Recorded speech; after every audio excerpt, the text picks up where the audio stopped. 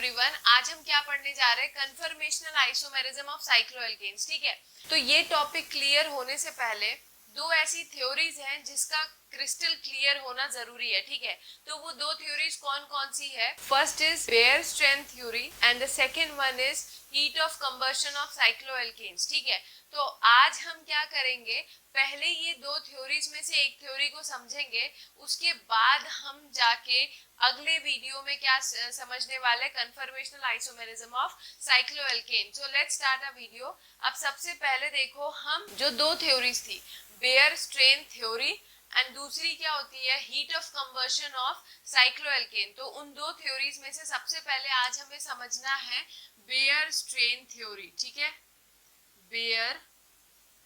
Bears strain theory, या फिर इसे हम क्या कह सकते हैं, एंगल स्ट्रेन थ्योरी भी कहते हैं। ठीक है, इसे क्या कह सकते हो, एंगल स्ट्रेन थ्योरी भी कह सकते हो। अब देखो, बेयर स्ट्रेन थ्योरी क्या कहती है, पहले मैं वो 3 पॉइंट्स लिखूंगी। ठीक है, उसके बाद कुछ स्ट्रक्चर्स के बेसिस पे उन पॉइंट्स को क्लियर करूंगी। ठीक है, तो सबसे पहला पॉइंट इसमें क्या है, बेयर्स ने ये कहा था कि ऑल साइक्लोएल्केन्स आर प्लेनर। ठीक है, जितने भी साइक्लोएल्केन्स है, जैसे साइक्लोप्रोपेन, साइक्लोब्यूटेन, साइक्लोहेप्टेन, साइक्लोहेक्सेन, जितने भी साइक्लोएल्केन्स है वो सभी के सभी क्या होते हैं, प्लेनर होते हैं। ठीक है, दूसरा पॉइंट क्या कहा गया था कि deviation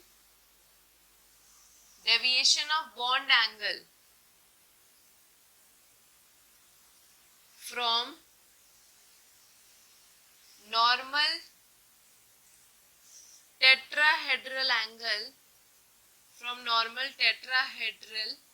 angle causes strain in molecule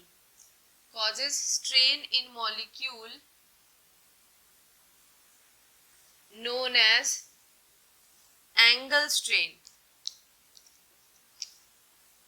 ठीक है, तो हमें सबसे पहले इस थ्योरी को समझने के लिए हमें ये वाला टर्म समझना भी जरूरी है, दैट इज एंगल स्ट्रेन। ठीक है, तो अभी हमने 2 पॉइंट समझ लिए कि जितने भी साइक्लोएल्केन्स होते हैं वो प्लेनर होते हैं। दूसरा पॉइंट कि deviation of bond angle from normal tetrahedral angle causes strain in the molecule. हमें क्या पता है कि जो sp3 हाइब्रिडाइज्ड कार्बन होता है उसका एंगल, डिजायर्ड एंगल कितना होता है, 109 डिग्री 28 मिनट्स। ठीक है, ये एंगल तो होना ही चाहिए। ठीक है, sp3 हाइब्रिडाइज्ड कार्बन में। लेकिन अगर हम देखें साइक्लोप्रोपेन को देखें, साइक्लोब्यूटेन को देखें और साइक्लोहेप्टेन को देखते हैं। ठीक है, और दूसरा एक और ले लो, साइक्लोहेक्सेन। अगर हम साइक्लोहेक्सेन देखते हैं तो इन सब में क्या देखा गया था कि जो साइक्लोप्रोपेन होता है ना, उसमें जो एंगल होता है यहाँ पे, ये कितना है, 60 डिग्री था। अब देखो यहाँ पे एंगल कितना है, 90 डिग्री है।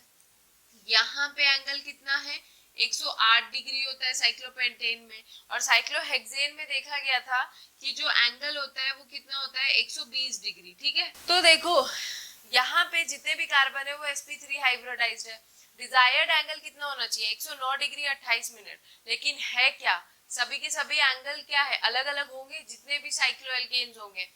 अब देखो, एंगल स्ट्रेन थ्योरी क्या कहती है कि सबसे पहले एंगल स्ट्रेन टर्म को समझो कि ये क्या है। Deviation of bond angle from normal tetrahedral angle, मतलब होना ये चाहिए था बॉन्ड एंगल, लेकिन ये ना होके उससे कम या उससे ज्यादा बॉन्ड एंगल होने की वजह से मॉलिक्यूल में क्या होता है, एक स्ट्रेन या एक टेंशन पैदा होती है, और उसी स्ट्रेन को क्या कहते हैं, हम एंगल स्ट्रेन कहते हैं। तो अब देखो, हम एंगल स्ट्रेन निकालते कैसे, कि किसी एक पर्टिकुलर मॉलिक्यूल में कितना एंगल स्ट्रेन है।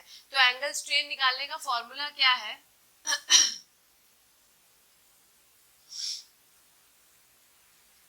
जो भी डिजायर्ड एंगल है, नॉर्मल टेट्राहेड्रल एंगल, यहाँ पे हम sp3 हाइब्रिडाइज्ड के बारे में देख रहे हैं, तो हम क्या करेंगे, 109 डिग्री को डिजायर्ड एंगल लेंगे। ठीक है, तो एक जो भी डिजायर्ड एंगल है 109 डिग्री 28 मिनट, उसे क्या कर दो, जो भी एंगल दिया हुआ है एक पर्टिकुलर स्ट्रक्चर का, उसे माइनस कर दो, 60 डिग्री से माइनस कर दिया, डिवाइडेड बाय 2, तो यहाँ पे कितना आ जाएगा 24 डिग्री 44 मिनट। ठीक है, ये इतने का एंगल स्ट्रेन हो रहा है, मतलब ये है कि स्ट्रक्चर को ऐसे होना चाहिए था ये स्ट्रक्चर कुछ, ठीक है, लेकिन ये है इतने में, तो इसके वजह से यहाँ पे कितना कितना का एंगल स्ट्रेन पैदा हो रहा है 24 डिग्री का। समझ आया?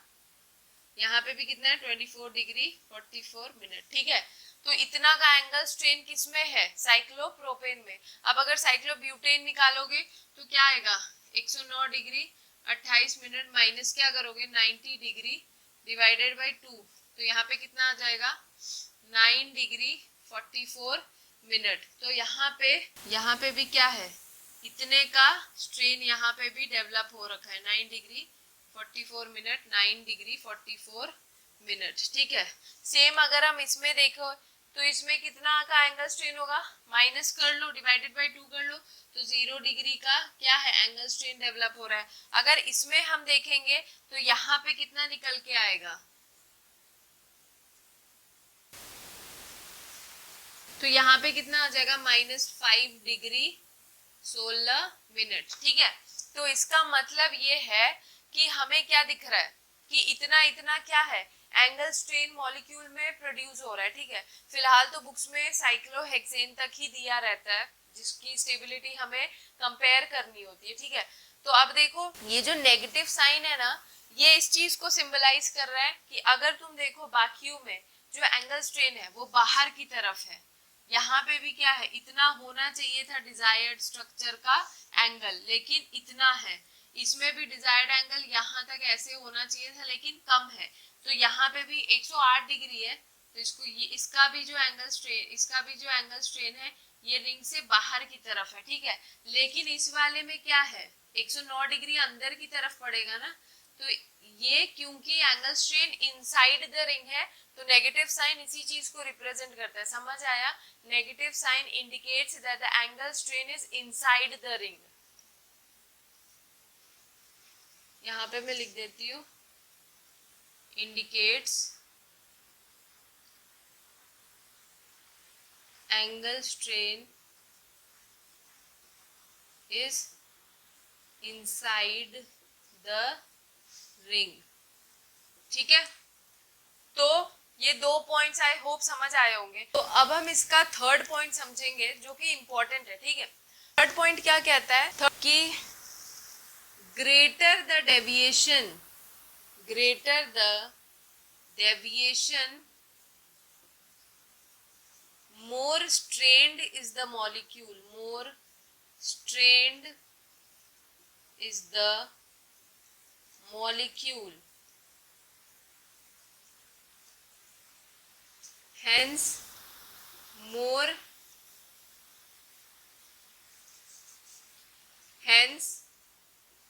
greater will be the energy of molecule,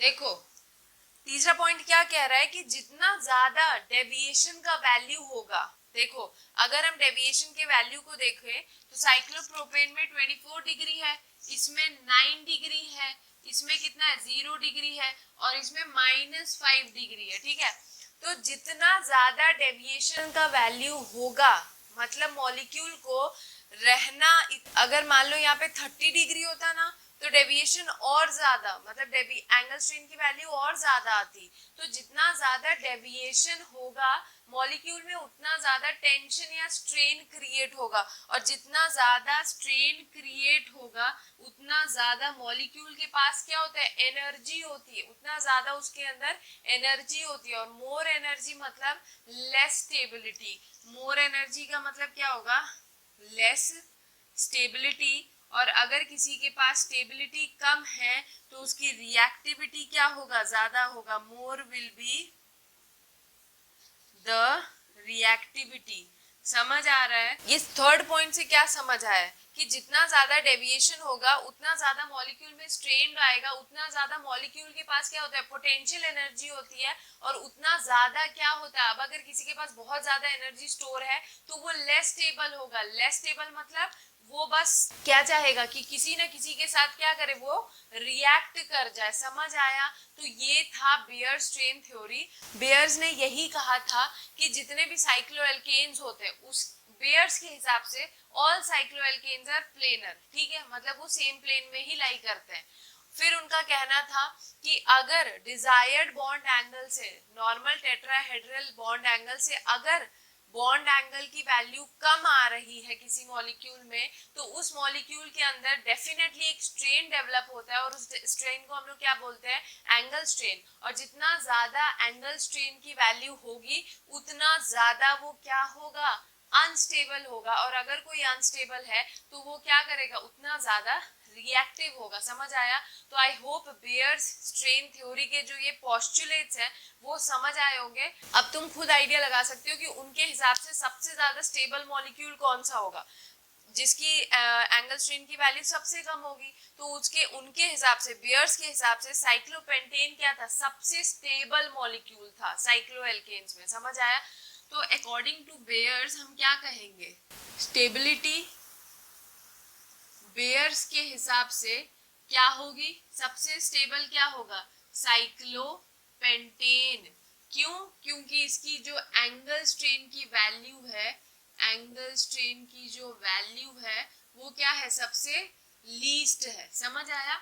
जिसकी वैल्यू सबसे लीस्ट वो मोस्ट स्टेबल उनके हिसाब से। उनके हिसाब से ये था कि जो साइक्लोप्रोपेन है और जो साइक्लोब्यूटेन है, इनकी वैल्यूज क्या है, इनका एंगल स्ट्रेन क्या है, ज्यादा वैल्यू रखना है ना।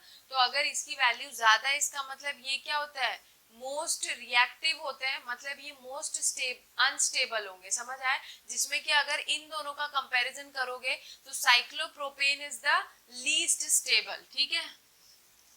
साइक्लो ये क्या होगा, मोस्ट स्टेबल, और साइक्लो क्या है, प्रोपेन जो है वो क्या होगा इनके हिसाब से, लीस्ट स्टेबल, ठीक है, क्योंकि इसका जो एंगल स्ट्रेन था वो क्या है, हाई है उसकी वैल्यू, ठीक। तो बेयर्स के हिसाब से साइक्लोप्रोपेन जो था वो क्या था, लीस्ट स्टेबल, जो कि ठीक है, साइक्लोप्रोपेन लीस्ट स्टेबल है भी, लेकिन उनके हिसाब से साइक्लोपेंटेन जो था ना वो मोस्ट स्टेबल है, मतलब cyclopentane is more stable then cyclohexane also. लेकिन ऐसा नहीं पाया गया था। एक्चुअल में क्या था, एक्चुअल में क्या होता है कि cyclohexane is more stable than cyclopentane.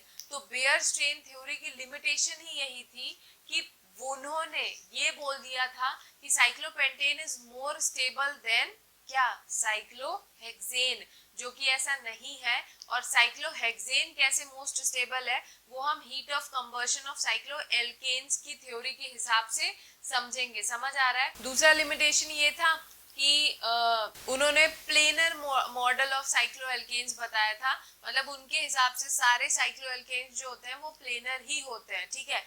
तो अगर कोई पूछे कि according to Baeyer strain theory stability order क्या है, तो स्टेबिलिटी ऑर्डर उनके बेयर स्ट्रेन थ्योरी के हिसाब से क्या है, बेयर स्ट्रेन थ्योरी के हिसाब से जो स्टेबिलिटी ऑर्डर था वो क्या था, साइक्लोपेंटेन, सबसे ज्यादा स्टेबल साइक्लोपेंटेन था, फिर होगा साइक्लोहेक्सेन, फिर होगा साइक्लोब्यूटेन, और फिर होता है साइक्लोप्रोपेन, ठीक है। तो ये बेयर स्ट्रेन थ्योरी के हिसाब से साइक्लोएल्केन्स की स्टेबिलिटी है, लेकिन एक्चुअल में ऐसा नहीं है। Cyclohexane is more stable than cyclopentane, और उसको हम heat of combustion of cycloalkanes की थ्योरी से समझेंगे, वो भी नेक्स्ट वीडियो में। तो I hope Baeyer strain theory के जो पोस्टुलेट्स थे और जो एंगल स्ट्रेन उन्होंने एंगल स्ट्रेन का कंसेप्ट बताया था और जो ये रिलेशन बताया था वो समझ आया होगा। तो यहाँ पे ये वीडियो होता है खत्म। अगले वीडियो में हम क्या पढ़ेंगे, heat of combustion of cycloalkenes, जिसके बेसिस पे हम इस चीज को समझेंगे कि कैसे cyclohexane is more stable than cyclopentane. तो अगर वीडियो अच्छा लगे तो like, share, comment and subscribe, और अगर कोई क्वेश्चन है तो कमेंट सेक्शन में पूछ सकते हो। Thank you.